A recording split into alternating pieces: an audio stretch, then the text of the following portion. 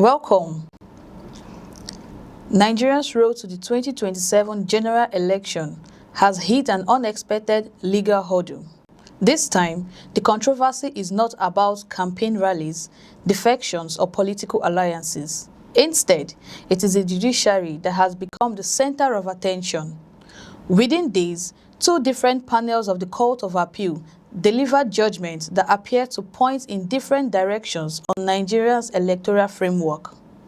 One reaffirmed the Independent National Electoral Commission's authority to set election timelines, while the other struck down the key provisions of the Electoral Act 2026 governing party membership registers and candidate nominations.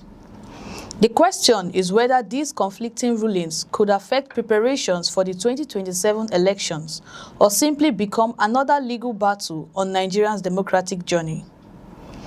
According to an analysis published by This Day, the first judgment strengthened INEC's position.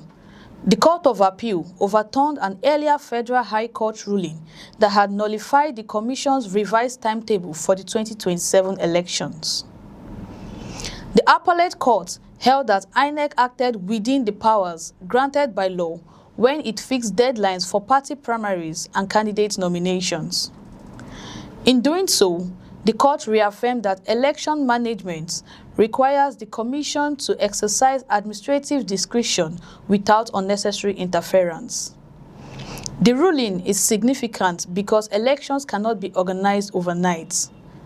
Months before Nigerians vote, INEC must recruit and train thousands of ad hoc officials, procure election materials, update the voter register, deploy technology, coordinate with security agencies, and engage political parties and civil society organizations. Every stage depends on carefully planned timelines. Without the authority to determine those schedules, the Commission's ability to organize credible elections would be seriously weakened. By affirming INEC's powers, the Court of Appeal reinforced the principle that election management bodies require operational independence to perform their constitutional responsibilities. However, the second judgment presents a more complicated legal challenge. Another panel of the Court of Appeal declared Sections 77 subsection 5, Section 77 subsection 6, Section 77 subsection 7, and Section 84 subsection 2 of the Electoral Act 2026 unconstitutional. These provisions regulate political party membership registers and the nominations of candidates. Candidate nomination has historically been one of the most disputed stages of Nigeria's electoral process, with many election-related court cases beginning before a single vote is cast. The judgment has therefore reopened questions about how political parties should conduct their primaries and determine who qualifies to contest elections under their platforms. For political parties preparing for 2027, the ruling creates fresh uncertainty.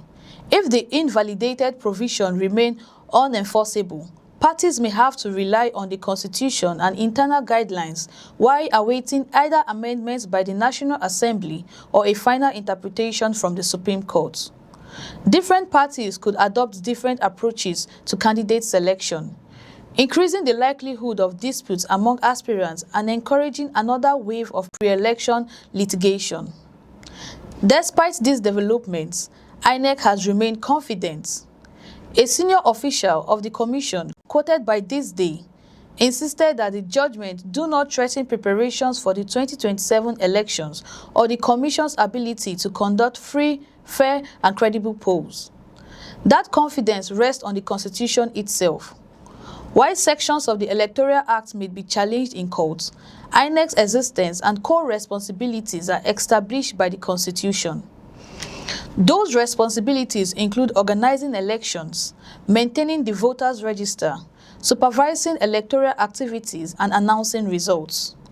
Unless the Constitution is amended, those powers remain intact.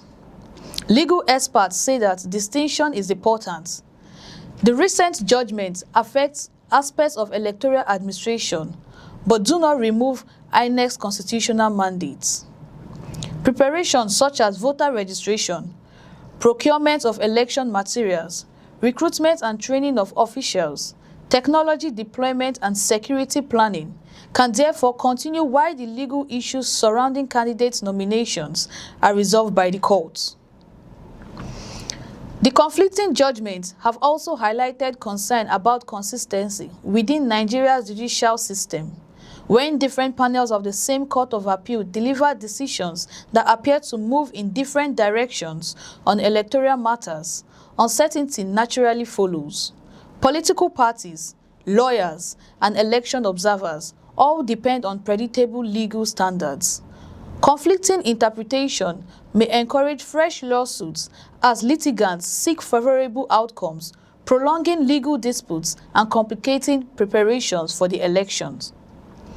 At the same time, the ruling underlined the delicate balance between judicial oversight and institutional independence.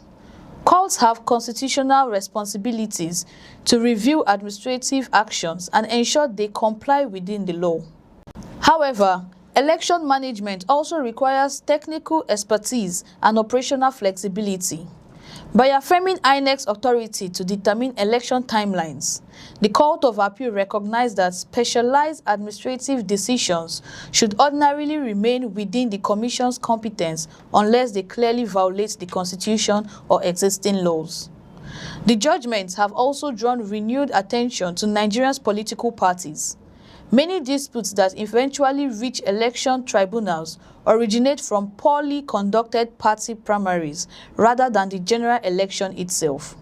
Allegations of manipulated delegate lists, disputed membership registers, and opaque nomination procedures have repeatedly undermined confidence in the political process. Whether or not the invalidated provisions are eventually restored, the controversy highlights the need for stronger internal democracy within political parties. Meanwhile, INEC continues preparation that remain unaffected by the court's decision.